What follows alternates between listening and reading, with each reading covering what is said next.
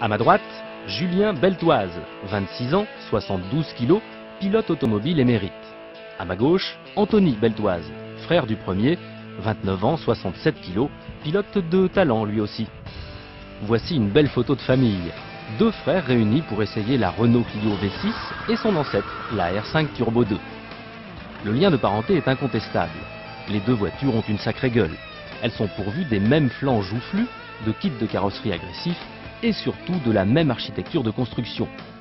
Deux places, un moteur central arrière, des roues arrière motrices et un tempérament de feu.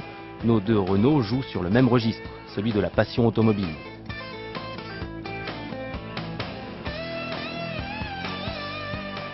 Économie des coûts de production oblige, Clio V6 et Renault 5 Turbo 2 reprennent beaucoup d'éléments des modèles de série dont elles dérivent.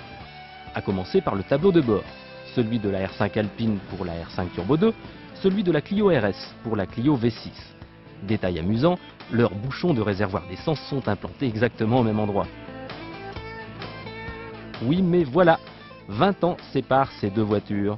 En 20 ans, le V6 3 litres Atmo de la Clio a remplacé le 4 cylindres 1,4 litre turbo de la R5. La Clio développe 235 chevaux pour un poids de 1335 kg. La R5 se contente de 160 chevaux pour un poids de 970 kg. Avantage Clio donc pour le rapport poids-puissance. Alors les frangins, sont-elles si proches que ça ces deux Renault ? Anthony, Julien, donc aujourd'hui l'essai de deux voitures un peu atypiques, la Renault 5 Turbo 2 de 1983 face à la Renault Clio V6 de 2000. Première impression, Julien? Comme tu l'as dit, ce sont des voitures atypiques avec une philosophie assez identique et on s'est bien amusé et on n'a pas l'occasion de conduire ces voitures et c'est assez sympa. Toi, Anto? C'est vrai, dans l'architecture un peu la même, hein, c'est moteur central arrière, les roues aux quatre coins, une gueule terrible. Mais c'est vrai qu'il y a 20 ans qui séparent ces deux autos et à conduire on le ressent vraiment bien, quoi. C'est-à-dire que la Clio est quand même beaucoup plus facile, beaucoup plus précise, beaucoup plus douce au niveau des accélérateurs, freins, boîte. Alors que celle-ci, c'était il y a 20 ans, quoi. La Renault 5 a une glisse très facile, très longue. Et alors que la Clio a des pneus vraiment très performants, ce qui fait que de la faire glisser n'est pas difficile. Par contre, de maintenir une dérive, c'est très compliqué.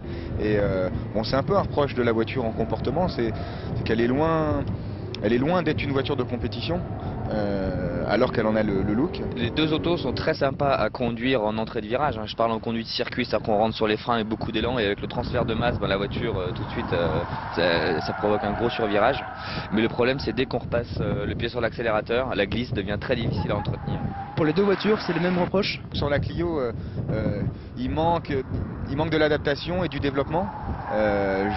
Ça se passe certainement par une barre anti-roulis, aussi par un autobloquant, aussi peut-être par un dessin des suspensions un peu plus étudié et sophistiqué, parce que la voiture n'a pas un comportement très sain, que ce soit en entrée de virage d'ailleurs, à cause d'une direction un peu floue, et à l'accélération, parce qu'on a un retour sur le contre-braquage qui est très violent, et en plus à cause d'un braquage un peu faible, on se retrouve surtout dans des situations de tête à queue, parce qu'on peut pas ramener la voiture et quand on la ramène généralement on part dans l'autre sens.